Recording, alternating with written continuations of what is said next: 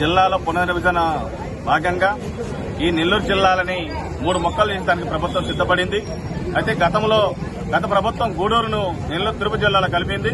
అక్కడ సీఎం కొడుకు సాక్షాత్తు తవర్కా సెంటర్ లో మేము అధికారంలోకి వస్తానే ఈ గూడూరును నెల్లూరు జిల్లా కలుపుతాం అని చెప్పి ఆ రోజు హామీ ఇచ్చారు.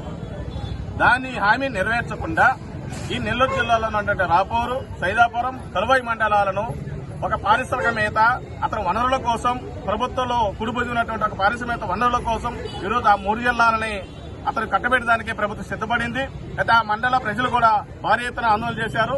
మేము పీడీఎస్కి ఇప్పుడే ఒకటే చెప్తున్నాం, మీరు సైదాపురం మండలంలో మైనింగ్ కోసం, రాపూర్లో ఎర్రచందనం కోసం, కలువాయిలో ప్రభుత్వ భూముల కోసం మీరు ఆ వ్యక్తి కట్టబడాలని చూస్తే మాత్రం నెల్లూరు జిల్లా ప్రజలు ఊరుకోరు. ఈ రాపూర్ మండలంలో ఒక కండలేరు డ్యాం ఉంది. ఆ డ్యామ్ కింద వేలాది మంది గ్రామ ప్రజలు ఈరోజు సాగు చేసుకుని జీవనం సాగిస్తున్నారు. ఆ డ్యామ్ తిరుపతి జిల్లాలో పోతే మొత్తం అక్కడ ఉన్న నీటి సమస్య తీవ్రంగా ఉంటుంది. అన్ని రకాలైనటువంటి సమస్యలు ఉన్నాయి. కాబట్టి మీరు ఇప్పటికైనా పునరాలోచించి మీరు వ్యక్తుల కోసము అక్కడ ఉన్న ఖనిజ సంపదని మీరు దోచుకోవడానికి ఇలా చేస్తే ఊరుకోరు. అందువల్ల వెంటనే ఈ 3 మండలాలతో కూడా సీఎం ఇచ్చినటువంటి హామీ గూడూరును కూడా నెల్లూరు జిల్లాలో కాపాడని చెప్పి మేము పీడీఎస్ కు డిమాండ్ చేస్తున్నాం. ఎందుకోసమంటే ఇప్పటికే మీరు అనేక రకాల పేపర్లలో కలిసిపోయిందని చెప్పి మీరు తప్పుడు వార్తలు రాస్తున్నారు. అది కరెక్ట్ కాదు.